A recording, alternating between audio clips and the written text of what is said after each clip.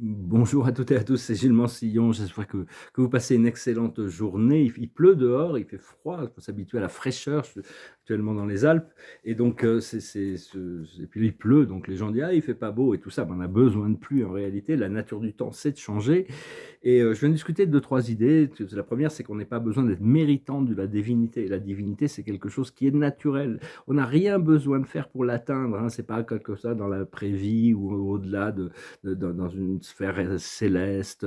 C'est juste l'embrasser nous où nous sommes, d'accepter qui nous sommes, mais arriver à accepter notre humanité, notre divinité. Au fur et à mesure que cette humanité s'adapte à cette divinité, on trouve une voie qui est beaucoup plus juste. On est là pour réveiller l'humanité.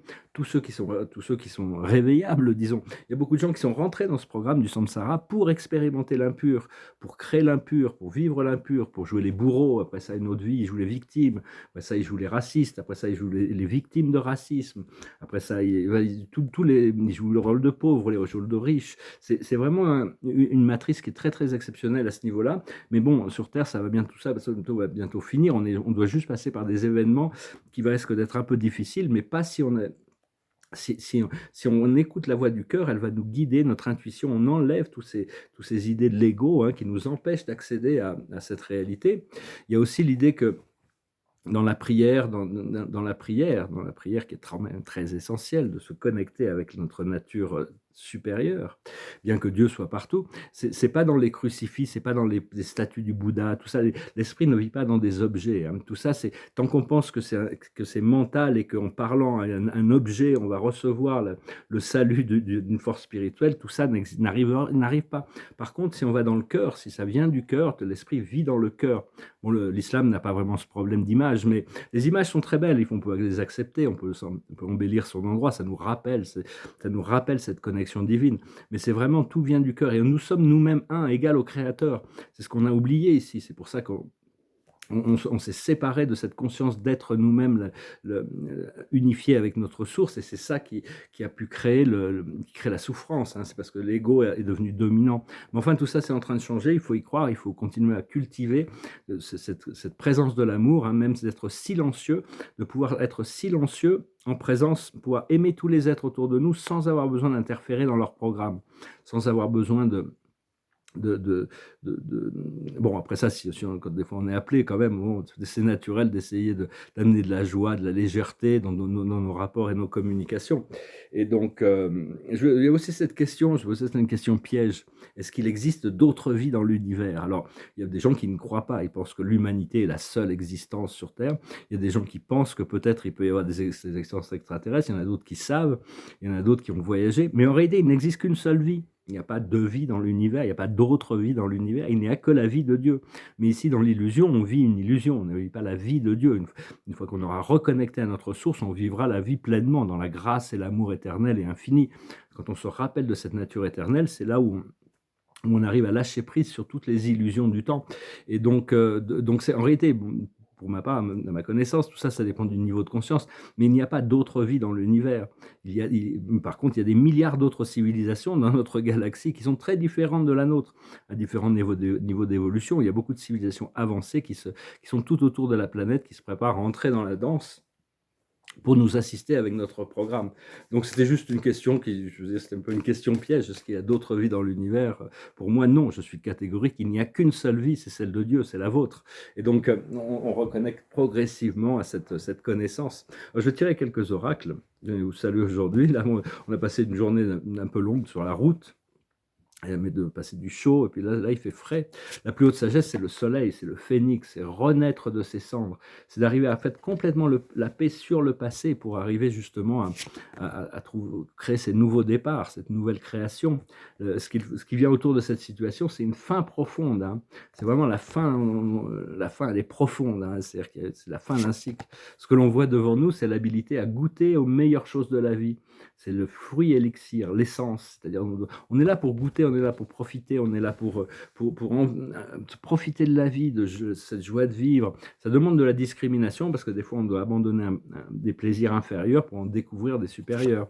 Ce qu'il y a dans notre passé, notre subconscient, c'est puja, le bain purificateur. C'est la carte de la tempérance, de l'alchimie. C'est aussi de la purification. Et là où on en est actuellement, c'est le pouvoir du serpent. Le 39, ici, c'est le pouvoir de la sexualité, le pouvoir de la volonté, le pouvoir du choix. On a toujours des choix à faire selon les choix que l'on fait. Il n'y a pas de mauvais choix. Tous les choix que tout le monde fait, c'est des choix qui sont bons pour eux. Même si on fait le mauvais choix, c'est un choix qui est bon pour nous parce qu'on a quelque chose à apprendre de ce choix. Mais on apprend à élever nos choix. Ce qui arrive dans le futur, c'est l'univers, c'est toutes les portes du monde qui vont s'ouvrir, hein. Ici, c'est la connexion terrestre. On est quand même venu pour vivre une vie sur Terre, et donc on est venu pour ancrer cette énergie terrestre. Ce qui nous représente, c'est le chariot. Aussi, encore une fois, c'est arriver, ce succès matériel qui va se manifester, même si tous ceux qui essaient d'amener la vérité, la lumière dans le passé, tous les spiritualistes ont été très, très, très maltraités.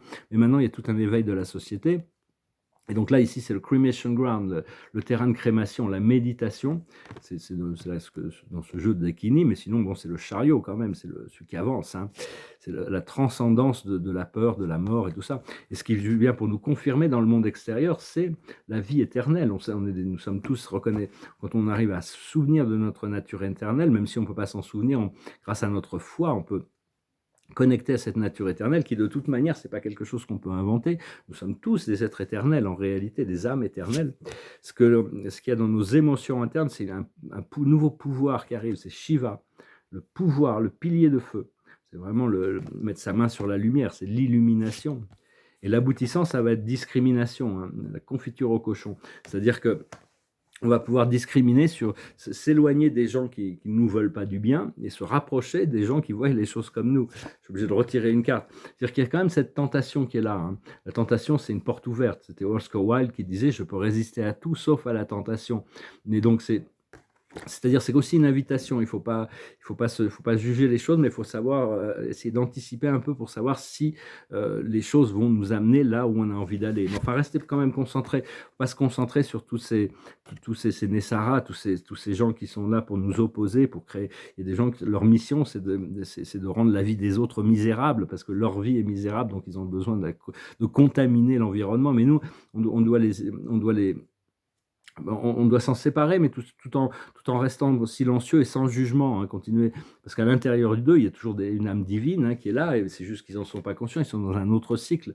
Donc cette carte nous apprend à discriminer entre les choses, et c'est vraiment cette carte quand même, la situation, ça reste le soleil, ça reste le phénix.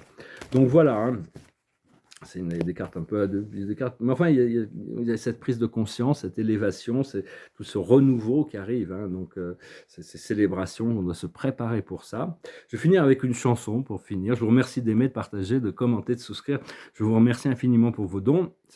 Et si vous voulez une session privée, vous pouvez m'envoyer un email. C'est juste une chanson qui me passait par la tête, enfin une chanson que je connais un peu par cœur, parce que je ne vais pas trop chercher, mais c'est une chanson romantique, ça s'appelle La Mélodie désenchaînée.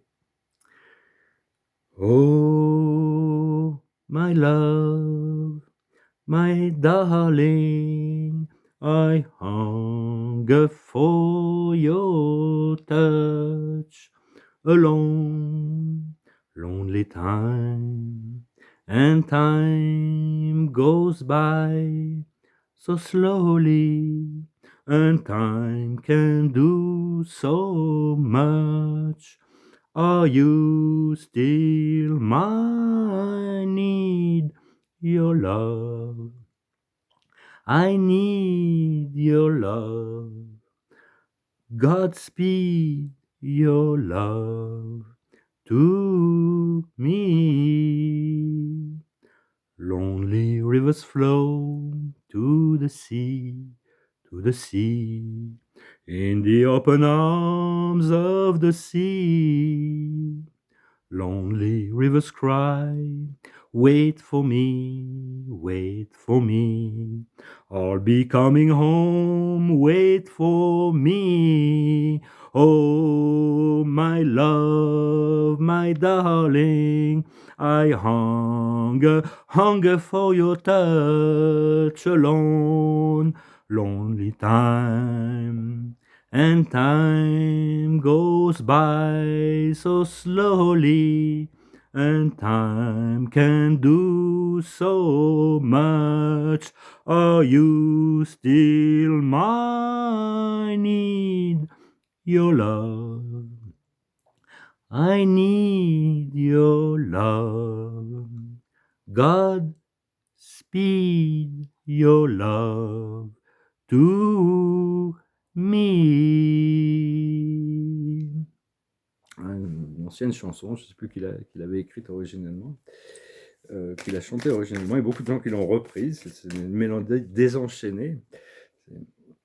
Et la carte de la journée, ça reste la lune. Et cette magnifique lune, hein, vraiment, c'était magnifique. Là, j'ai vu il y a 2-3 jours, elle était complètement hypnotique. Elle était en verso, elle était très très puissante. Et toute cette ouverture, c'est l'archange Aniel qui nous dit opportunité d'élaborer plus finement vos projets. Laissez-vous guider par votre intuition. Affrontez vos peurs pour être plus fort.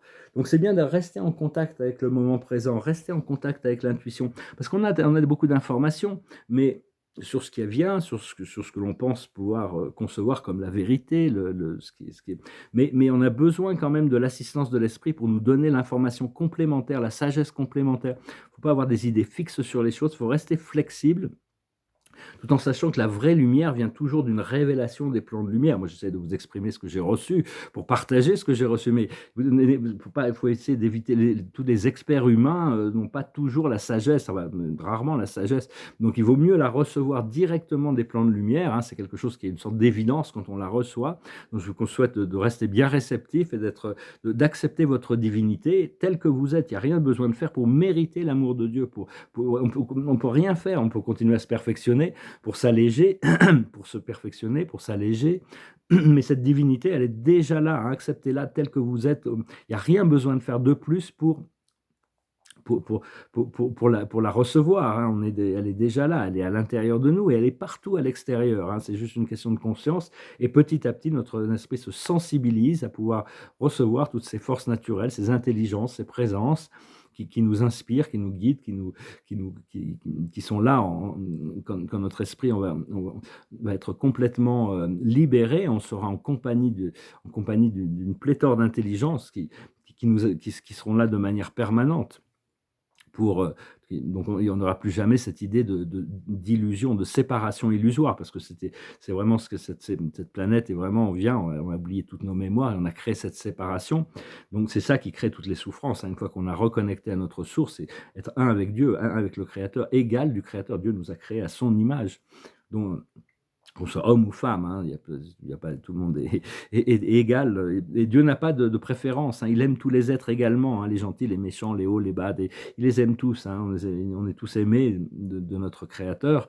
C'est juste que bon, Dieu voit la nécessité d'évolution de chaque âme par rapport à son programme. Donc c'est bien de pouvoir apprendre à maintenir le silence pour, pour cultiver cette connexion, cet amour à tous les êtres sans avoir besoin de nécessiter de les changer ou de leur apprendre ou de les réveiller. Ils vont se réveiller quand ça sera le moment. Voilà, écoutez, j'espère que ce message aura été intéressant pour vous. Je vous souhaite une excellente journée et je vous dis à bientôt. À demain.